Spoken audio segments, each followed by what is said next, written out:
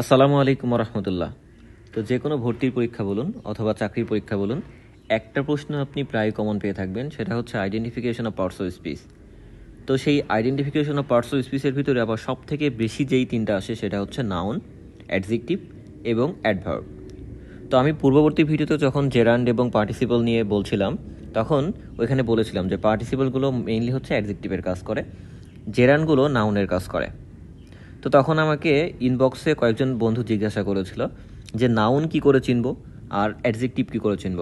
তো আমি নাউন কি করে চিনব, অ্যাডজেক্টিভ কি করে চিনব, অ্যাডভার্ব কি করে চিনব এবং সেই অনুযায়ী ফ্রেজ এবং ক্লজ কি করে চিনব, এই সবগুলো টপিক নিয়ে ধীরে ধীরে ভিডিও দিব। তো আজকে আমরা মেইনলি নাউন নিয়ে শিখব।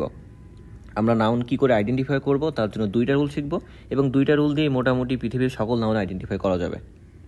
এবং তাছাড়াও আমরা শিখব নাউনের টাইপস কী কী আছে, এবং সেই টাইপস অনুযায়ী নাউনের আইডেন্টিফিকেশন আমাদেরকে শিখতে হবে, কারণ সেটা বিসিএস পরীক্ষা বলুন বা অন্য কোনো পরীক্ষাতে এসে থাকে।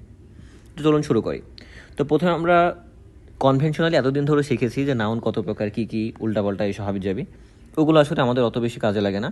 এই কারণে আমরা চলুন প্রথমে কী করে নাউনকে আইডেন্টিফাই করব সেটা শিখি, তারপরে আমরা টাইপস শিখব। তো আসলে কয়েকটা সিম্পল ফ্যাক্টস, আমি রুলস বলছি না, কয়েকটা সিম্পল জিনিস যদি আমরা মনে রাখি তাহলে নাউন শেখা একেবারে ইজি। যেরকম আমরা যদি বাক্যে পজিশনের কথা চিন্তা করি, তাহলে নাউন আমরা জানি সবসময় হচ্ছে মডিফাইড বাই অ্যাডজেক্টিভ, তাই না? তো মানে অ্যাডজেক্টিভ নাউনকে মডিফাই করে।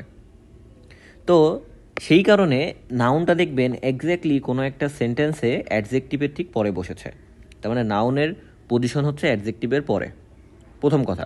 দ্বিতীয় কথা মনে রাখবেন, নাউন সাধারণত কোনো একটা সেন্টেন্সের সাবজেক্ট এবং অবজেক্ট হিসেবে ব্যবহৃত হতে পারে। ঠিক আছে, তাহলে প্রথমে শিখলাম হচ্ছে নাউন সবসময় অ্যাডজেক্টিভের পরে বসবে, এবং নাউন কোনো একটা সেন্টেন্সের সাবজেক্ট এবং অবজেক্ট হিসেবে ব্যবহৃত হয় সাধারণত। এখন যদি আমরা উদাহরণ দেখি, তাহলে দেখুন, Selim is a good man. এখানে আপনারা খেয়াল করলে দেখতে পাবেন যে সেলিম একটা নাউন অবশ্যই, এবং সে কীরকম মনে হয়, একজন ভালো মানুষ। দেখুন এই গুডটা হচ্ছে কি একটা অ্যাডজেক্টিভ, অ্যাডজেক্টিভের ঠিক পরেই বসেছে ম্যান, এই ম্যানটা কি একটা কমন নাউন, তাই না? তার মানে একটা নাউন, প্রথম কথা একটা নাউন, কমন নাউন হোক আর যে নাউনই হোক। তার মানে আমরা বুঝতে পারছি যে অ্যাডজেক্টিভের ঠিক পরেই হচ্ছে আমাদের নাউনটা বসেছে। আবার পরের সেন্টেন্সে আসি, Devdas is an amazing character. এখানে দেখুন অ্যামেজিং একটা অ্যাডজেক্টিভ, ঠিক তার পরেই বসেছে হচ্ছে আমাদের ক্যারেক্টার মানে নাউনটা, বোঝা গেল? এখন আসুন, কোনো একটা বাক্যের সাবজেক্ট এবং অবজেক্ট হিসেবে নাউন ব্যবহৃত হয় কীরকম। আমরা যদি এই সেন্টেন্সটাকে কে দিয়ে প্রশ্ন করি, কে একজন ভালো মানুষ, সেলিম, যে আনসারটা পাবো সেটা হচ্ছে সাবজেক্ট, সেটা হচ্ছে সেলিম। এই সেলিমটা দেখুন একটা নাউন, তার মানে কি বাক্যের সাবজেক্ট হিসেবে ব্যবহৃত হলো। আবার এখানে যদি আমরা একটা উদাহরণ দেখি, আলু গিভস মি আ বুক। আলু আমাকে একটা বই দেয়, আলু মানে আমি নিজেই, কেমন? তো আলু আমাকে একটা বই দেয়, এখানে যদি আমরা কি দিয়ে প্রশ্ন করি যে আলু আমাকে কি দেয়, একটা বই দেয়, দেখুন বইটা একটা অবজেক্ট, তার মানে অবজেক্টের স্থানে হচ্ছে একটা নাউন বসেছে। আবার কে দেয়, আলু দেয়, সেটা একটা সাবজেক্ট, তাহলে সাবজেক্টের স্থানেও একটা হচ্ছে নাউন বসেছে। এই দুটো বোঝা গেছে। এখন এটা ছিল হচ্ছে বাক্যে নাউনের পজিশনটা কি। এখন আমরা শিখবো দুইটা রুলস। আমি রুলস বলছি না, দুইটা ফ্যাক্ট বলছি, যেটা সবসময় হয়ে থাকে। এই দুইটা মনে রাখলে নাউন চেনা একেবারে ইজি। আমরা প্রথমে মনে রাখবো ডিটারমিনার এবং প্রিপোজিশন। ডিটারমিনার এবং প্রিপোজিশন, এই ডিটারমিনার এবং প্রিপোজিশনের পরে যদি একটি মাত্র ওয়ার্ড থাকে সেটা একটা নাউন হবে। ডিটারমিনার এবং প্রিপোজিশনের পরে একটা মাত্র ওয়ার্ড থাকলে সেটা নাউন হবে। প্রিপোজিশনের ডিটেলস আমি ভিডিও বানিয়ে রেখেছি, এখানে ক্লিক করে আপনারা দেখে নিতে পারেন, একটা ফুল প্লেলিস্ট আছে আমার প্রিপোজিশনের। এখন আসুন, ডিটারমিনার কি। ডিটারমিনারের ভিতরে অনেকগুলো জিনিস আছে। আর্টিকেল একটা ডিটারমিনার, পজিটিভ যেগুলো আছে ইয়োর, হিজ, হার, এগুলো ডিটারমিনার। ডেমনস্ট্রেটিভ যেগুলো আছে দিস, দ্যাট, দোস, ওইগুলো ডিটারমিনার। নিউমেরালস যেটা আছে সেটাও ডিটারমিনার। আবার নিউমেরালস আমরা জানি কয়েক টাইপের হতে পারে, কার্ডিনাল যেগুলো 1 2 3 নর্মাল, একটা হচ্ছে অর্ডিনাল যেটা হচ্ছে ক্রমিক number, first, second, third. General numeral যেমন নেক্সট, লাস্ট, আদার, আদার্স, অ্যানাদার, ফার্দার। এবারে কোয়ান্টিফায়ার্স, তার মানে সাম, ফিউ, মেনি, মাস, এখানে দেখুন দেওয়া আছে সবগুলো। এই জিনিসগুলো সবগুলোকে বলা হয় হচ্ছে ডিটারমিনার। যেমন article a and the, demonstrative this, that, those, ওইগুলো। পজিটিভ মানে কি আমরা জানি, নিউমেরালস কি এইগুলো, আর কোয়ান্টিফায়ার্স কি সাম, ফিউ, মোর, মাস, মেনি, এইগুলা, লিটল। ওকে, তাহলে এই যেই ডিটারমিনার এবং প্রিপোজিশন, এরপরে যদি একটা মাত্র শব্দ আপনি পান যে প্রশ্নটা দেওয়া থাকবে, তাহলে সেটা মনে করবেন নাউন। যেমন আমি কয়েকটা উদাহরণ যদি দেখি, he is fond of fishing. দেখুন এখানে অফ আছে, অফটা কি একটা প্রিপোজিশন, আর আমরা একটু আগেই শিখলাম প্রিপোজিশনের পরে যদি একটা মাত্র শব্দ থাকে সেটা একটা নাউন হবে, তার মানে ফিশিং এখানে একটা নাউন। ঠিক আছে, এবং এটা কি টাইপের নাউন, এটা কিন্তু একটা জেরান্ডো, তাই না? কারণ দেখুন আইএনজি যুক্ত আছে। আচ্ছা, তারপরে আসুন wait here for a while. এখন হোয়াইল নর্মালি আমরা কি জানি, হোয়াইল নর্মালি আমরা জানি সেটা হচ্ছে একটা অ্যাডভার্ব হয়, কিন্তু এখানে দেখুন একটা আর্টিকেলের পরে আসে। আমরা কি জানি আর্টিকেল একটা ডিটারমিনার, তার মানে আমরা জানি ডিটারমিনারের পরে যদি একটা শব্দ থাকে সেটা একটা নাউন হয়, এই কারণে হোয়াইলটা এখানে হচ্ছে একটা নাউন হবে। তারপরে আসুন গিভ মি সাম ফুড। এই সামটা আমরা কি জানি, সাম একটা কোয়ান্টিফায়ার, আর আমরা জানি কোয়ান্টিফায়ার এক ধরনের ডিটারমিনার, তার মানে ডিটারমিনারের পরে একটা মাত্র শব্দ থাকলে সেটা নাউন হবে, সেই কারণে ফুড একটা নাউন। আবার দিয়ে একটা আর্টিকেল, আর্টিকেলের পরে একটা শব্দ গায়, নাউন। ইওর একটা পজিটিভ, পজিটিভের পরে একটা শব্দ বেস্ট, সেটা একটা নাউন। দিস একটা ডেমনস্ট্রেটিভ, তারপরে একটা শব্দ কেয়ার, কেয়ার একটা নাউন। তারপরে থার্ড কি একটা নিউমেরাল, নিউমেরালের পরে একটা শব্দ নাউন। এনাফ কি, এনাফ একটা অ্যাডজেক্টিভ, তাই না? এবং এনাফ হচ্ছে একই সাথে একটা কোয়ান্টিফায়ারও, তার মানে এরপর একটা শব্দ, সেটা হচ্ছে নাউন হবে। এখন আসি আমরা দ্বিতীয় ফ্যাক্টে বা দ্বিতীয় রুল বলতে পারেন, আমি রুল যদিও বলতে যাচ্ছি না।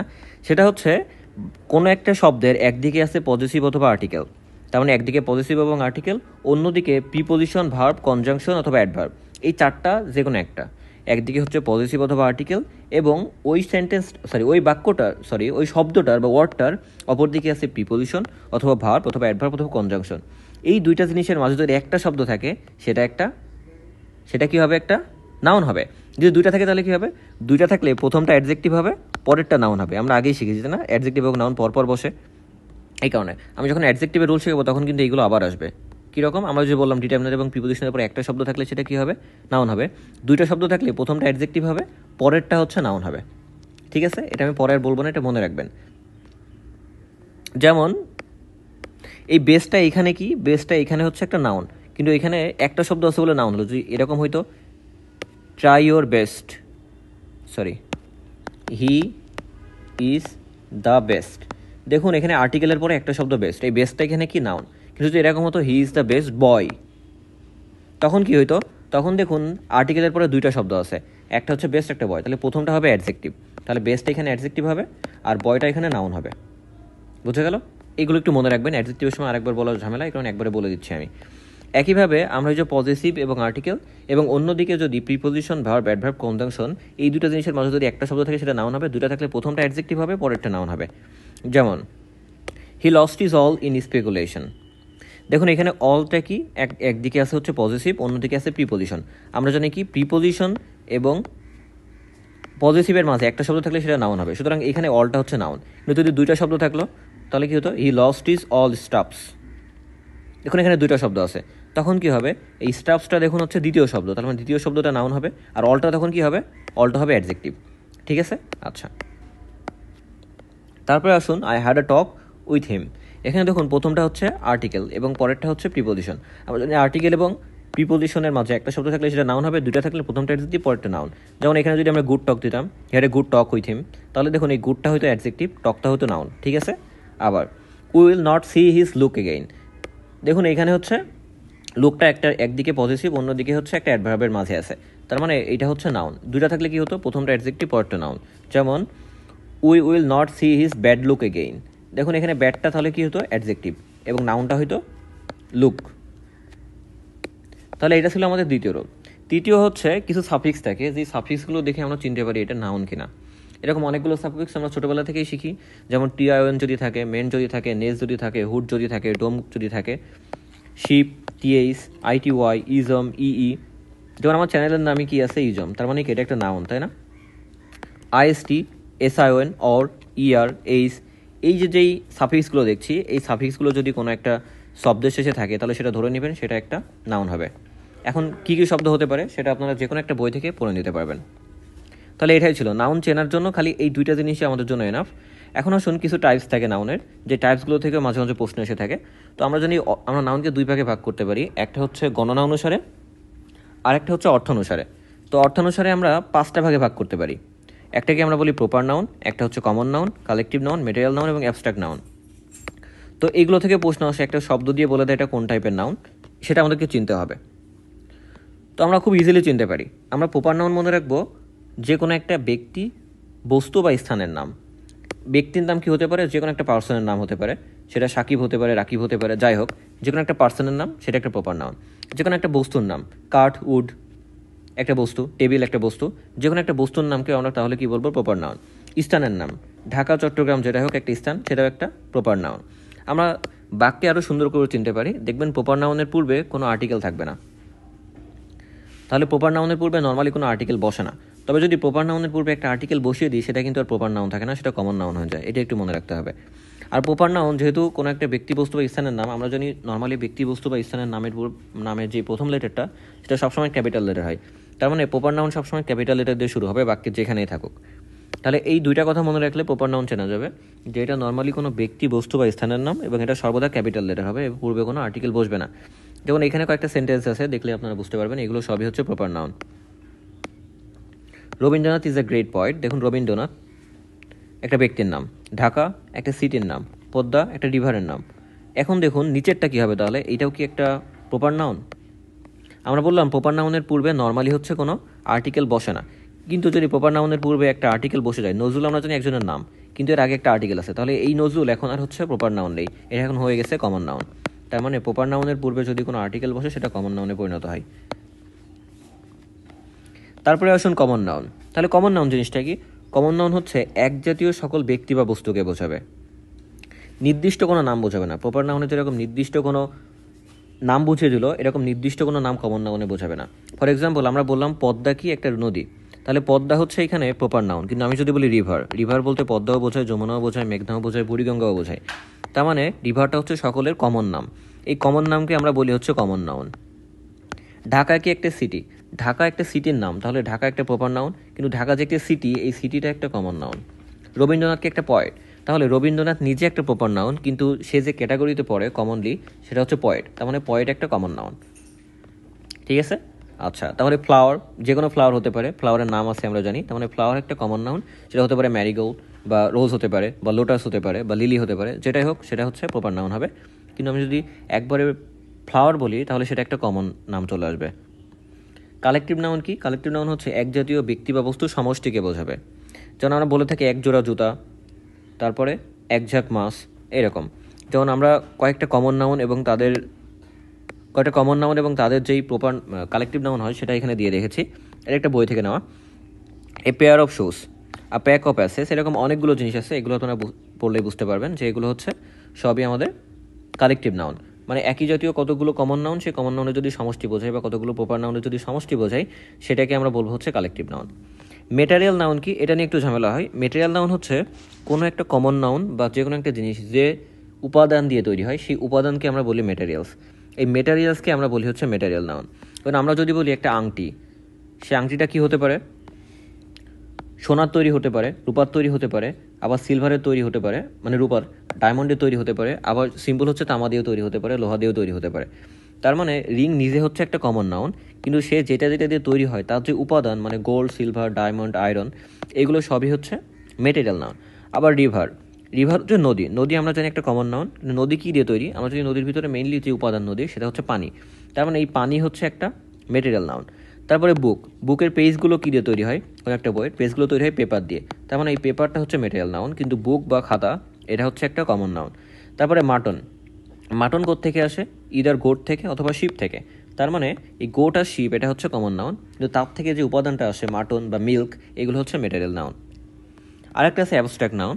অ্যাবস্ট্রাক্ট নাউন হচ্ছে কোনো একটা ব্যক্তি বা বস্তুর দোষ, গুণ, অবস্থা বা কাজ, চারটা জিনিস বোঝাতে পারে। একটা হচ্ছে কোনো একটা ব্যক্তির দোষগুণ বোঝাতে পারে, তার অবস্থা বোঝাতে পারে, বা কোনো কাজের নাম বোঝাতে পারে, অথবা কোনো বস্তুর একটা অবস্থা বোঝাতে পারে বা কাজের নাম বোঝাতে পারে। তো এটা মেইনলি হচ্ছে অ্যাডজেক্টিভ থেকে তৈরি হতে পারে বা ভার্ব থেকে তৈরি হতে পারে অথবা কমন নাউন থেকে তৈরি হতে পারে। এরকম কিছু উদাহরণ আমরা দেখতে পারি, যেমন ক্রুয়েলকে একটা অ্যাডজেক্টিভ, নিষ্ঠুর, তাই না? ক্রুয়েলটি যদি যুক্ত করে দিই তাহলে সেটা কি? নিষ্ঠুরতা। এই নিষ্ঠুরতা হচ্ছে একটা হিংস্রতার নাম, এই হিংস্রতার নাম যেটা একটা অ্যাবস্ট্রাক্ট গুণের নাম, এই কারণে এটাকে আমরা বলছি হচ্ছে অ্যাবস্ট্রাক্ট নাউন। তারপরে আমরা কি বলতে পারি? কোল্ড, কোল্ড কি? ঠান্ডা, এই কোল্ডনেস হচ্ছে অ্যাবস্ট্রাক্ট নাউন। একইভাবে আমরা কমন নাউন থেকে বানাতে পারি, যেমন বয়, বয় থেকে অ্যাবস্ট্রাক্ট নাউন হয় বয়হুড। তারপরে ভার্ব, ভার্ব যেমন হেড, হেড্রেটটা কী হয়? তখন অ্যাবস্ট্রাক্ট নাউন। মুভ মানে কি? ঘোরা বা নড়াচড়া করা, এইখান থেকে যে অ্যাবস্ট্রাক্ট নাউন হয় সেটা হচ্ছে মোশন। এভাবে অনেকগুলো দিয়ে রেখেছি, আপনারা চাইলে একটা স্ক্রিনশট নিয়ে পড়ে নিতে পারেন বা যে কোনো বইতে আপনারা পাবেন। এখন আরও একটা ঝামেলা থেকে থাকে যে আমরা অর্থানুসারে যে 5 টাইপের নাউন পড়লাম, এটা বাদেও আরেকটাভাবে আমরা নাউনকে ক্লাসিফাই করতে পারি, সেটা হচ্ছে সেটা গণনা করা যায় কিনা। তো গণনার উপরে ভিত্তি করে আমরা দুই ভাগে ভাগ করি, একটা হচ্ছে কাউন্টেবল নাউন, একটা হচ্ছে আনকাউন্টেবল নাউন। নর্মালি যে জিনিসগুলো আমরা গণনা করতে পারি এবং সেটা নাউন, যদি নাউন হয় সেটাকে আমরা বলি কাউন্টেবল নাউন, গণনা না করতে পারলে সেটাকে আমরা বলি হচ্ছে আনকাউন্টেবল নাউন। এবার আমি যদি বলি পানিকে কিন্তু আমরা গণনা করতে পারি না, মিজার করতে পারি। তার মানে আমাদের আনকাউন্টেবল নাউনের মিজারমেন্ট আছে কিন্তু কোনো গণনা নেই। তারপরে কাউন্টেবল নাউন কি হতে পারে? কাউন্টেবল নাউন হতে পারে কিছু গাছ, ট্রি। আমরা গাছে একটা দুইটা করে গণনা করতে পারি, তার মানে এটা হচ্ছে একটা কাউন্টেবল নাউন। তো এই কাউন্টেবল নাউন এবং আনকাউন্টেবল নাউন আমাদেরকে চিনতে হবে কি করে? এদের সামনে এবং পিছনে কিছু ডিটারমিনার্স থাকে। এই ডিটারমিনার্সগুলো আমরা দিয়ে চিনতে পারি যে এগুলো আসলে কাউন্টেবল নাউন নাকি আনকাউন্টেবল নাউন। তাছাড়াও আরও কয়েকটা ক্যারেক্টার আমরা মনে রাখতে পারি যে কাউন্টেবল নাউন যেগুলো, এদের পূর্বে হচ্ছে আর্টিকেল বসতে পারে, এ অ্যান্ড দি তিনটায় বসতে পারে।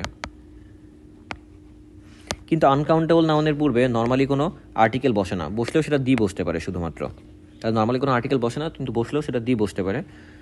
আর কাউন্টেবল নাউনের পূর্বে সংখ্যাবাচক শব্দ থাকতে পারে, 1 2 3 4 বা ফার্স্ট সেকেন্ড, এই জিনিসগুলো থাকতে পারে হচ্ছে কাউন্টেবল নাউনের পূর্বে।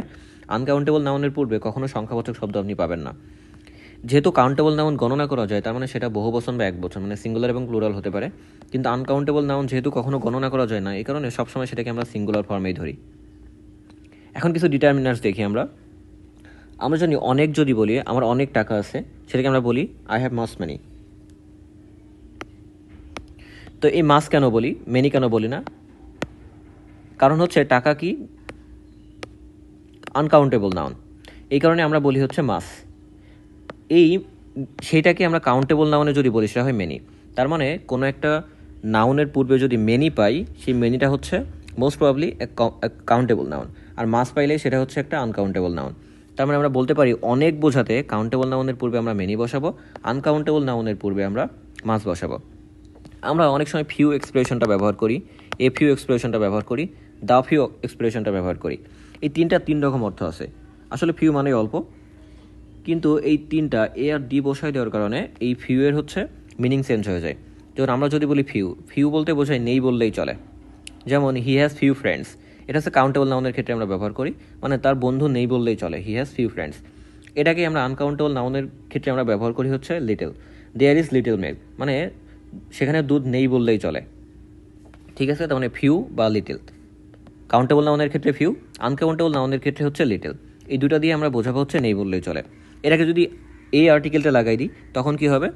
আছে কিন্তু অল্প, মানে একেবারে নেই বললেই চলে না, মানে কিছুটা আছে কিন্তু সেটা অল্প। যেমন আমি যদি বলি he has a few friends, তার মানে তার কিছু বন্ধু আছে কিন্তু সেটা অল্প। আবার যদি বলি there is a little milk, তার মানে সেখানে কিছু দুধ আছে কিন্তু সেটা অল্প।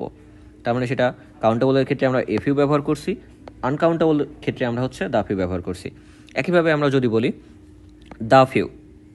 আ লিটল ব্যবহার করছি, দা ফিউর ক্ষেত্রে কী হবে? এটা এমন একটা অর্থ বোঝায় যে নেই, মানে একেবারেই অল্প, কিন্তু যা আছে তা সবগুলোই। যেমন আমি যদি বলি the few friends he has are away from him, তার মানে তার মানে যতটুকু বন্ধু আছে অল্প সংখ্যক, সেই বন্ধুগুলো তার থেকে দূরে থাকে। এটাকে আমরা কাউন্টেবল নাউনের ক্ষেত্রে ব্যবহার করি দা ফিউ। সেম জিনিস আমরা আনকাউন্টেবল নাউনের ক্ষেত্রে ব্যবহার করি হচ্ছে দ্য লিটল। যেমন আমি যদি বলি the little milk he gave me has been spelled, এর মানে হচ্ছে যতটুকু দুধ সে আমাকে দিয়েছিল সেটাও হচ্ছে পড়ে গেছে, সলকে পড়া। আবার আমরা যদি ভেরি ফিউ ব্যবহার করি, তার মানে ফিউ মানে আমরা জানি কম, ভেরি ফিউ মানে কি খুবই কম, তার মানে একটা অ্যাডভার্ব দিয়ে আমরা আরও কম করে দিচ্ছি।